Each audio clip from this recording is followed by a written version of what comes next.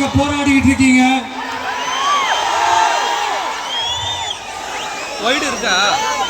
உங்க போராட்டத்தை பத்தி ராகுல் ஒரு பையன், சின்ன பையன் பேசுனதை நான் கேட்டேன். அந்த குழந்தையோட பேச்சு மனசு ஏதோ செஞ்சிருச்சு. உடனே உங்க எல்லாரையும் பார்க்கணும்னு தோணுச்சு, உங்க எல்லாரையும் கூட பேசி ஆகணும்னு தோணுச்சு. உங்க எல்லாரும் கூட நான் நிற்பேன், நீ தொடர்ந்து நிற்பேன் சொல்லணும்னு தோணுச்சு.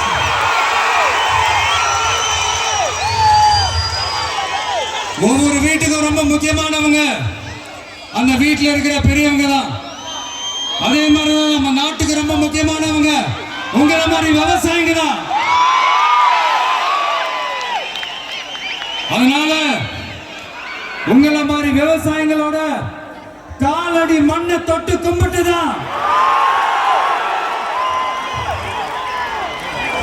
என்னோட பயணத்தை தொடங்கணும்னு ஒரு முடிவோட தான் இருந்தேன்.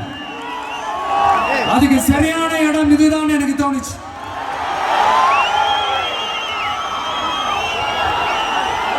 என்ன உங்க வீட்டில் இருக்கிற ஒரு மகனா என்னோட கள அரசியல் பயணம் உங்களோட ஆசீர்வாதத்தோட இங்கிருந்து தான் தொடங்குது. நம்மளுடைய முதல் மாநில மாநாட்டில் நம்ம கட்சியினுடைய கொள்கையை பத்தி எடுத்து சொன்ன அதுல ஒண்ணுதான் இயற்கை வள பாதுகாப்பு. சூழலியல் மற்றும் காலநிலை நெருக்கடியை எதிர்கொள்ளக்கூடிய இயற்கைக்கு ஊறு விளைவிக்காத பகுதிசார் மாநில வளர்ச்சி பரவலாக்கம்.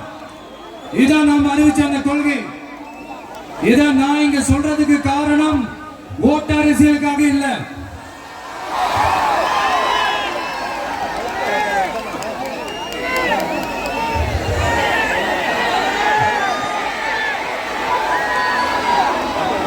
இன்னொரு தீர்மானம் அதே மாநில மாநாட்டில் நான் சொன்னேன். அது விவசாய நிலங்கள் பாதுகாப்பு கொள்கை தீர்மானம். அதுல காஞ்சிபுரம் மாவட்டம் பரந்தூரில் 1000க்கும் மேற்பட்ட ஏக்கர் பரப்பளவில் 13 நீர்நிலைகளை அழிச்சு சென்னையை நிரந்தரமாக வெள்ளக்காடாக்கும் இத்திட்டத்தை ஒன்றிய மாநில அரசுகள் கைவிட வேண்டும் வலியுறுத்தின. அது மட்டுமில்லாம இந்த மண்ணுக்காகவும் மக்களுக்காகவும் நம்ம விவசாயிகள் பாதிக்கிற இந்த திட்டத்துக்கு எதிராக சட்ட போராட்டம் நடத்தவும் தயங்க மாட்டோம்னு சொல்லியிருந்தோம். அதை இங்க உங்க முன்னாடி ரொம்ப ஸ்ட்ராங்கா வலியுறுத்துறேன். இந்த பிரச்சனையில நான் உங்களோட உறுதி அளிப்பேன். இன்னொரு முக்கியமான விஷயம், நம்மள ஆண்டுகிட்டு இருக்கிற ஒன்றிய அரசுக்கும் மாநில அரசுக்கும் நான் சொல்லணும்னு நினைக்கிறேன். நான் இங்க வளர்ச்சிக்கு எதிரானவெல்லாம் கிடையாது. ஏர்போர்ட்டை வரக்கூடாதுன்னு நான் சொல்லல, இந்த இடத்துல வரக்கூடாதுன்னு நான் சொல்றேன். இதை நான் சொல்லலன்னு இவன் வளர்ச்சிக்கு எதிரானவன் அப்படி இப்படின்னு சொல்லி ஒரு கதையை கட்டி ஆரம்பிச்சிருவாங்க. சரி, நமக்கு அதை பத்தி எல்லாம் கவலை இல்லைன்னு. எல்லாத்துக்கும் மேல இன்னைக்கு இந்த பூமியில வாழ்ற எல்லா உயிரினங்களோட இருப்பையும் புவி வெப்பமயமாதல் பயமுறுத்திட்டு இருக்கு. அதனுடைய ரிசல்ட் தான் ஒவ்வொரு வருஷமும் இந்த மழை காலத்துல வெள்ளத்துல சென்னை சிட்டி எப்படி தத்தளிச்சுக்கிட்டு இருக்கிறத நம்ம பார்க்கிறோம். இப்ப ரீசன்ட் டைம்ல எடுத்த ஒரு அறிவியல் ஆய்வுல இப்படி ஒவ்வொரு வருஷம் சென்னையில வர ஃப்ளட்டுக்கு காரணமே இங்க இந்த சுற்று வட்டார பகுதியில் இருக்கிற சதுப்பு நிலங்களை நீர்நிலைகளை அழிச்சது தான் சொல்லுது.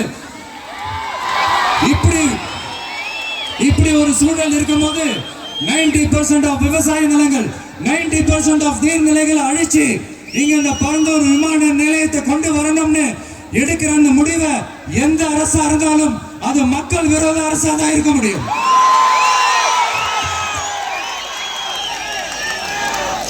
இப்ப சமீபத்தில் நம்ம அரிட்டாப்பட்டி பகுதியில் அந்த டங்ஸ்டன் சுரங்கம் அமைக்கிறதை எதிர்த்து தமிழ்நாடு அரசு ஒரு தீர்மானம் ஒன்று கொண்டு வந்தாங்க.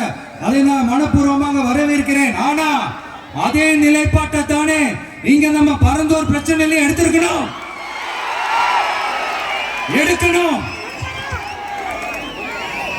எப்படி அரிட்டாப்பட்டி பகுதி மக்கள் நம்ம மக்களும், அதே மாதிரி தானே பரந்தூர் மக்களும் நம்ம மக்கள். அப்படித்தானே ஒரு அரசாங்கம் யோசிக்கணும். ஆனா அப்படி செய்யலையே. ஏன் செய்யல? ஏன்னா இந்த விமான நிலையத்தையும் தாண்டி இந்த திட்டத்தில் அவங்களுக்கு ஏதோ ஒரு லாபம் இருக்குது.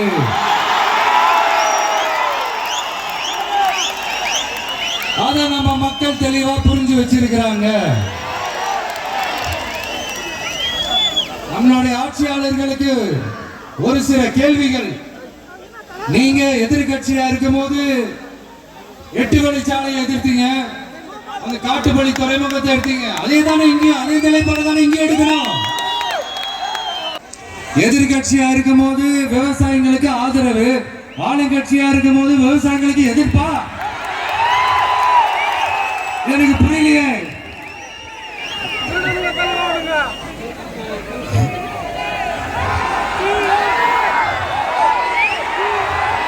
அதனால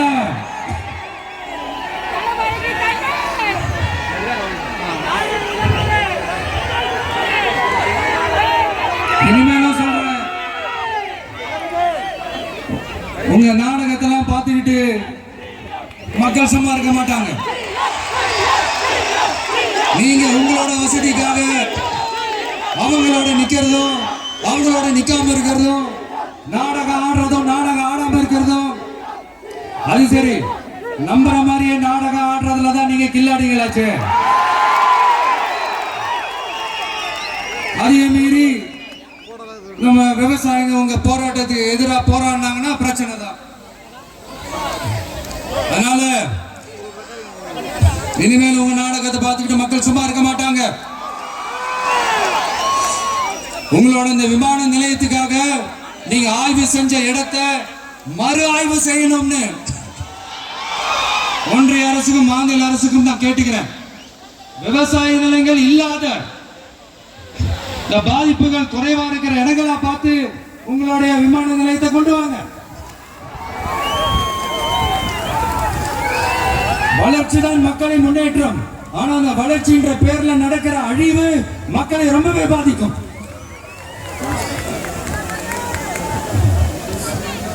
நீங்க எல்லாரும் உங்களுடைய ஊர் கிராம தேவதைகளான கொல்லமட்டால் அம்மன் மேலையும்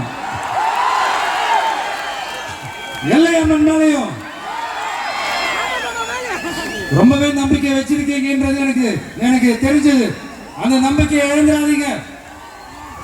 உங்களுக்காகவும் உங்க ஊருக்காகவும் இனி உங்க விட்டு பிள்ளையான நானும் தமிழக வெற்றி கழகத்தோட தோழர்களும் சட்டத்துக்கு முற்பட்டு எல்லா வழிகளிலும் உங்களோட உறுதி அளிப்பேன்.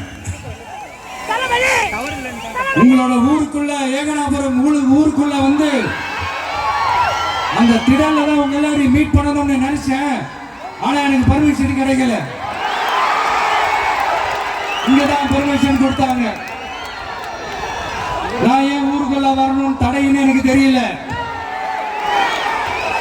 இப்படிதான் கொஞ்ச நாளைக்கு முன்னாடி நம்ம புள்ளிங்க ஒரு நோட்டீஸ் கொடுத்ததுக்கு தடை விதிச்சாங்க. ஒரு துண்டு சீட்டு நம்ம புள்ளிங்க கொடுத்ததுக்கு. அது ஏன்னு எனக்கு புரியல. அதனால கான்பிடண்டா இருங்க, நல்லதே நடக்கும், வெற்றி நிச்சயம். மீண்டும் சந்திக்கும் வரை நன்றி, வணக்கம்.